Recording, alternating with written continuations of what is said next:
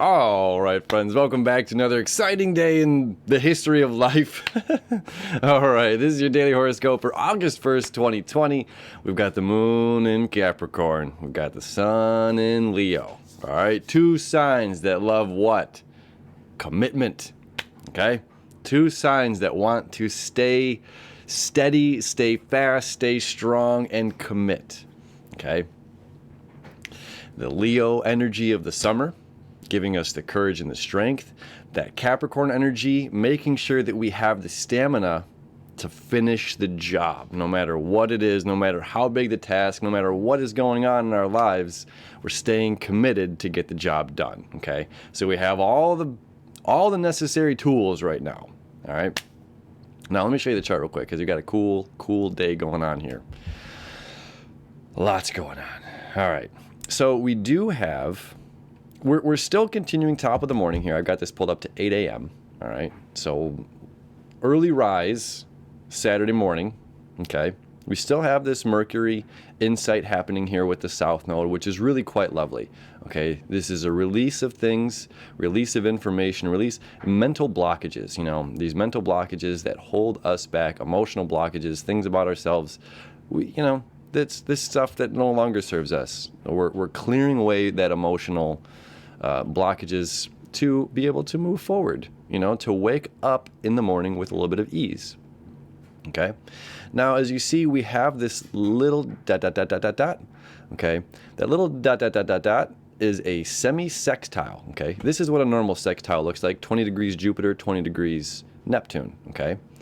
Now, a semi-sextile, where this is a sextile is going to be 60 degrees apart. Semi-sextile is 30 degrees, okay? So we have the South Node here, release with Saturn, okay? So Saturn's about karma, right? Karma.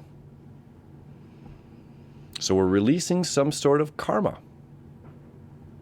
okay?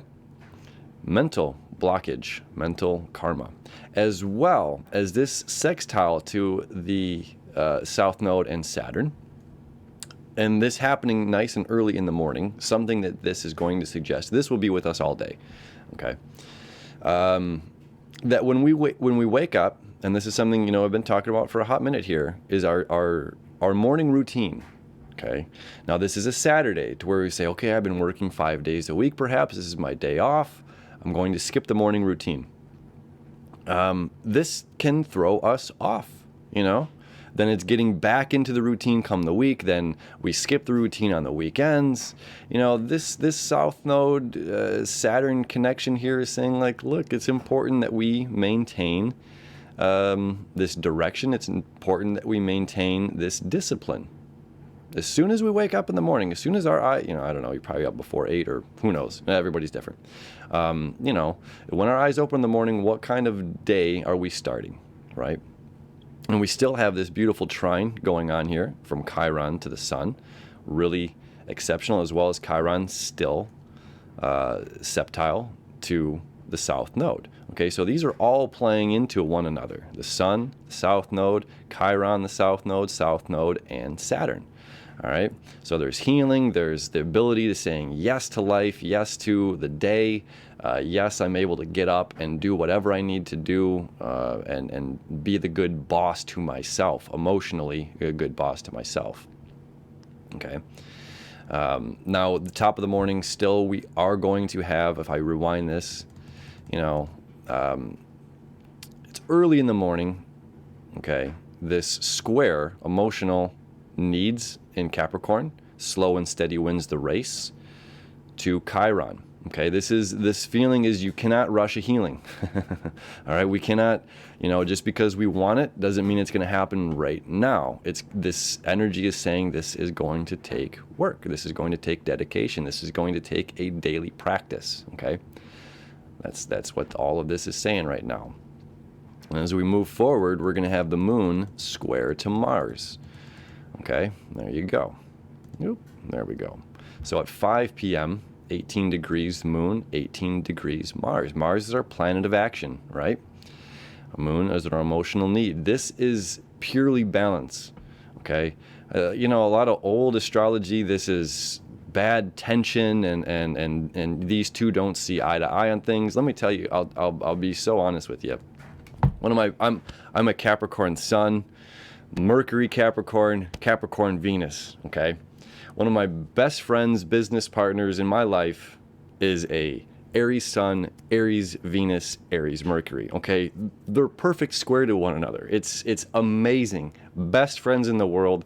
Couldn't ask for a better friendship, okay? We balance each other. We even used to have a YouTube show together. So, okay, it was completely about balance, where the Aries energy wants to say, I'm ready, let's go. My Capricorn energy, and this is how it worked too when we were filming their show. You know, he was like, okay, I'm ready, let's go, let's do this. I'm ready. And I'd say, but do we have an intro? Do we have an outro? Do we know how we're going to segue from A to B? Do we have everything in order? You know, and where he was ready and saying, let's go do this, it was me saying, well, wait a second. Okay, that's Saturn. Wait a second. Capricorn, wait a second. Let's make sure we have everything in line. And he's, oh, you're right. We need to do this.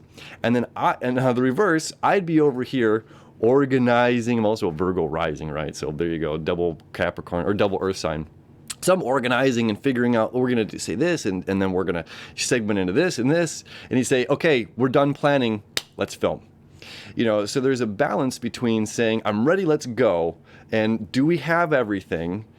And on the opposite, saying, I need to be overly prepared and planning, that I'm so overly prepared and planning that I don't take action, right? And this is, I'm taking action quickly that I'm not preparing for something, okay? So that's the balance of this Saturday, is to make sure that we are finding, that we are dotting the T's, crossing the I's, old Wayne's World joke for you, right?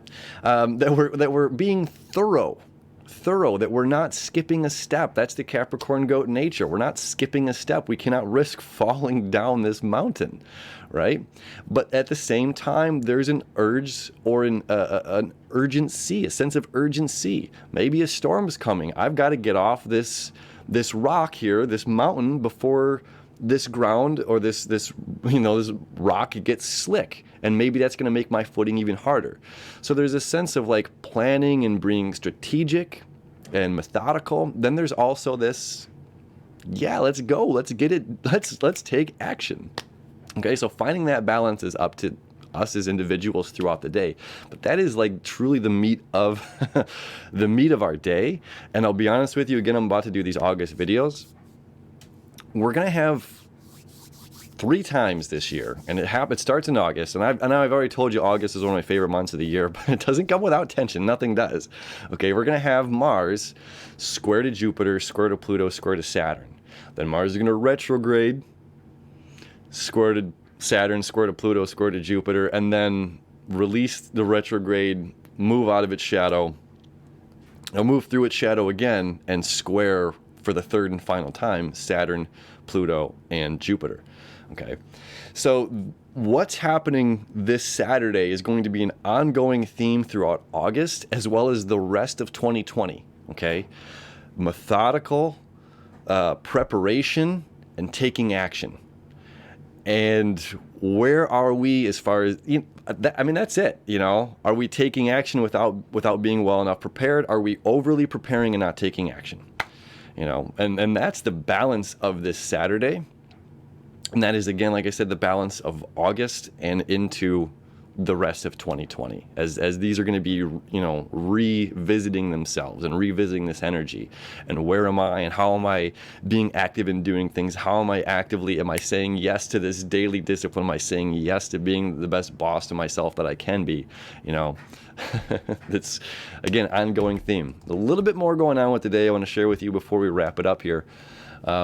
Is this little sesqui-square to the south node to the sun, sesqui-square south node to Uranus, Uranus squared to the sun. This is big, okay? These are two, you know, again, like we talked about on Fridays, Uranus here is doing a job that needs to happen, but that nobody thinks wants it to happen, if that makes sense, okay? The digital currency, all the stuff that's going on, that's part of Uranus here in Taurus.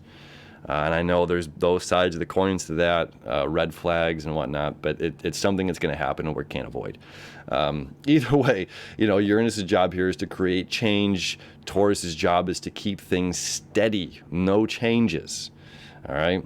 Sun's job is to light the path, is to shine the ego, express fully, right? And there's something that has happened in our lives where, this is like we're told our entire lives, like, sit down, be quiet, young child, don't be loud, don't be too much, the rules and manners, and apologize for taking up space, and apologize for taking up volume, and apologize for feeling something. How dare you feel? It's like, what?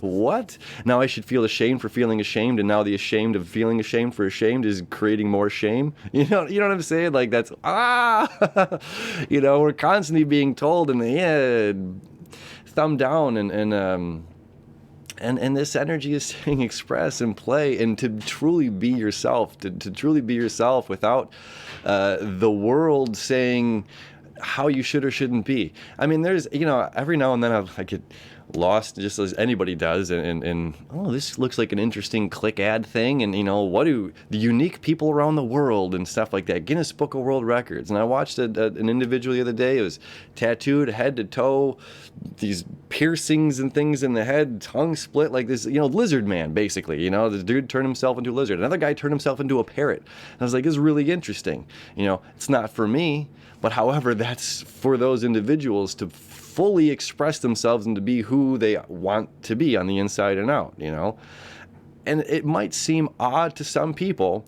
and to others, it's a breakthrough. By seeing somebody being who they feel like inside and out, almost gives permission to other people. It's a permission that we don't need, but we feel that we look for. You know what I'm saying? You don't need permission to excuse yourself to use the restroom, but for some reason we think it's a polite, whatever, you know what I'm saying?